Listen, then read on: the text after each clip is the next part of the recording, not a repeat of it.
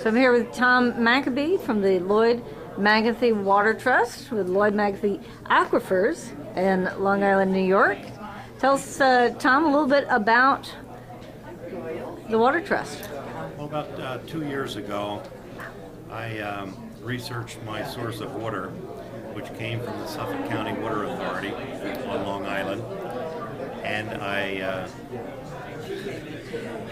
I found out that one of the wells had been closed because it was contaminated with 5 medications. So I decided to start a 501c3 not-for-profit, and I'm calling it the Lloyd Magothy Water Trust, and its mission is to keep medications out of our drinking water. Also, part of our mission is to keep medications out of the hands of those individuals who might seek to divert medications for non-medical purposes. So the way we're doing this is we're trying to put these big red boxes in retail pharmacies so that people could just walk up to a big red box, open this door, drop in their medications, and they'll be disposed of responsibly.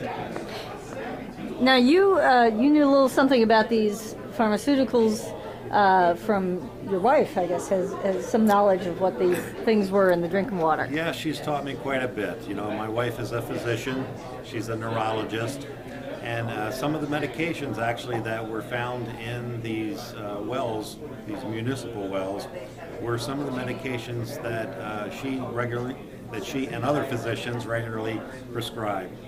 So, for what kinds of purposes? Well, carbamazepine was one of the medications, and that's used to treat bipolar disease and to control seizures.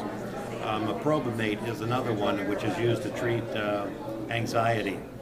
And then there's other medications such as naproxen and ibuprofen for inflammation and pain.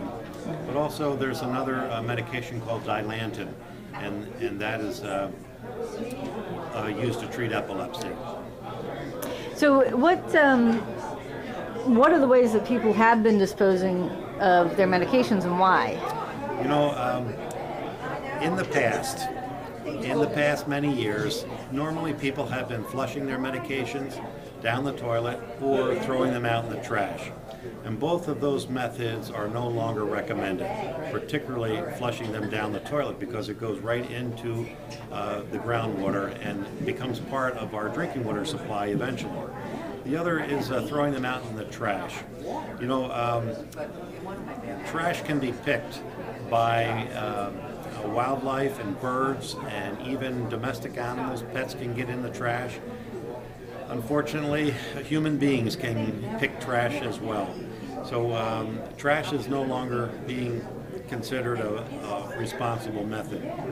The most responsible method is to take it to a big red box and deposit it, and then it will be incinerated at a very high temperature, which will destroy everything.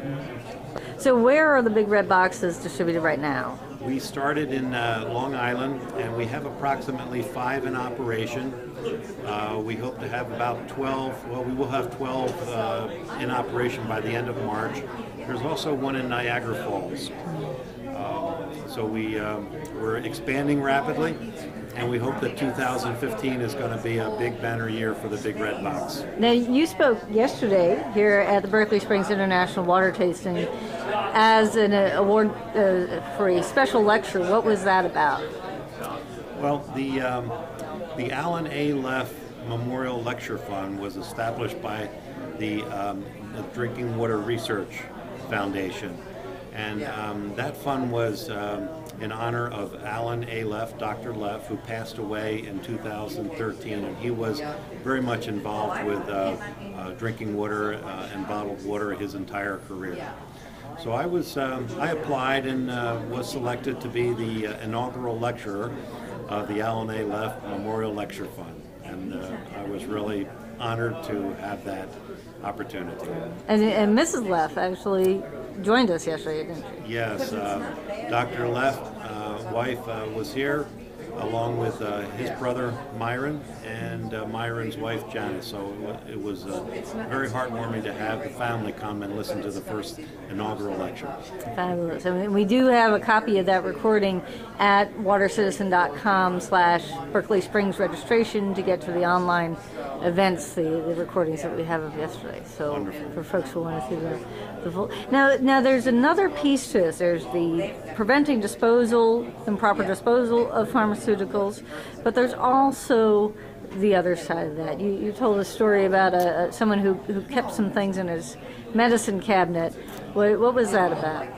Well, when I was talking to a fellow about the work that I was doing, and he told me that approximately 7 years ago he had a root canal, and the dentist gave him a 10-day supply of Vicodin. Now, this gentleman,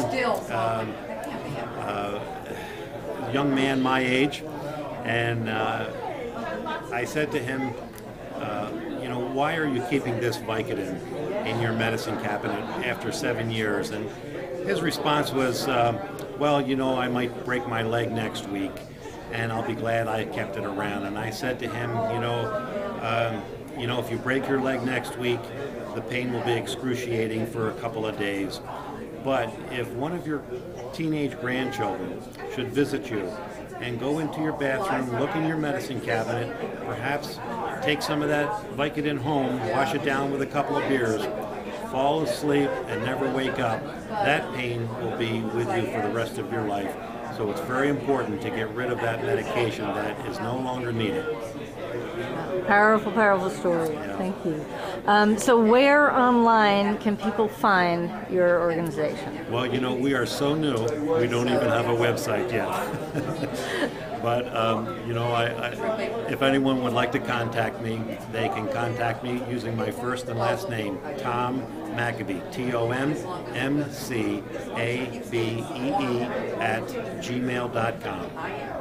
Thank you very much. And your organization again is? Lloyd Magothy Water Trust, Inc.